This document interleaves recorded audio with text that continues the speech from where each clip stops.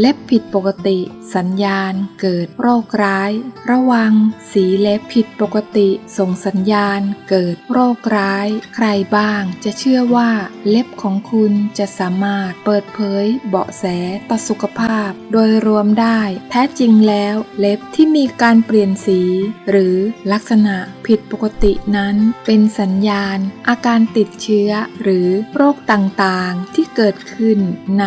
ร่างกายเช่นปัญหาในตับปอดและหัวใจซึ่งสีและความผิดปกติที่เกิดจากเล็บมีดังนี้สีเล็บซีดการที่เล็บมือของเรามีสีซีดมากๆในบางครั้งอาจเป็นหนึ่งในสัญญาณของโรคเช่นโรคโลหิตจางหัวใจล้มเหลวและโรคตาลขโมยซึ่งอาจเกิดจากการขาดธาตุเหล็กและมีธาตุทองแดงมากเกินไปเล็บสีเหลืองเป็นหนึ่งใน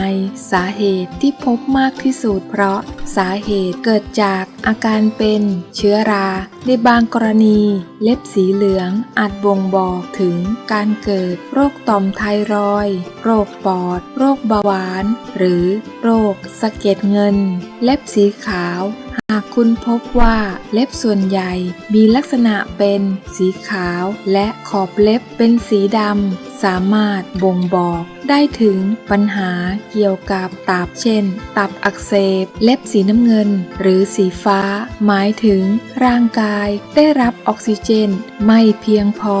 ซึ่งอาจมีอาการมาจากการติดเชื้อในปอดเช่นโรคปอดบวมหรือบางทีอาจเชื่อมโยงถึงโรคหัวใจ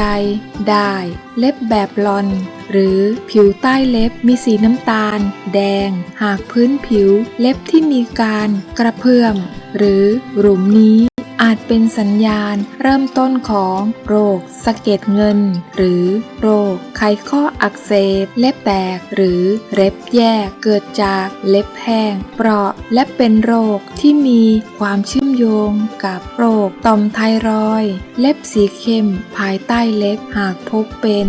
เส้นสีดำที่อยู่ใต้เล็บควรไปพบแพทย์เพราะบางครั้งอาจเกิดจากอาการของเนื้องอกบางชนิดหรือโรคมะเร็งผิวหนังได้เช่นกันแทะเล็บอาการกัดเล็บอาจจะไม่มีอะไรมากไปกว่า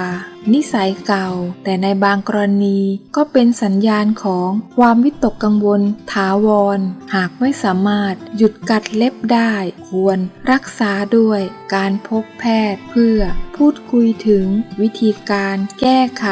พับเล็บอ้วนเป็นสีแดงถ้าผิวรอบเล็บปรากฏเป็นสีแดงและบวมมักเกิดจากการอักเสบของพับเล็บซึ่งอาจจะเป็นผลมาจากโรคที่เกี่ยวกับเนื้อเยื่อบางทีเกิดผื่นแดงบริเวณพับเล็บซึ่งอาจจะเป็นผลมาจากลูปัสหรือโรคเนื้อเยื่อเกี่ยวพันอื่นๆสีและความผิดปกติของเล็บอาจเป็นเพียงส่วนหนึ่งปริศนาของการเกิดโรคซึ่งความผิดปกติของเล็บบางครั้งก็อาจจะไม่เป็นอันตรายและไม่ใช่ทุกคนที่มีเล็บสีขาวต้องเป็นโรคเสมอไปดังนั้นหากคุณกังวลเกี่ยวกับลักษณะของเล็บควรไปพบแพทย์ผิวหนังน่าจะเป็นตัวช่วยที่ดีกว่า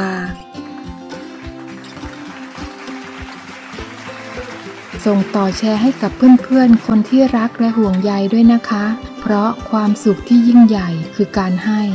ขอให้ทุกท่านสุขภาพดีแข็งแรงขอให้ทุกท่านร่ำรวยเงินทองเจริญก้าวหน้ายิ่งขึ้นสุขกายสุขใจตลอดไปค่ะ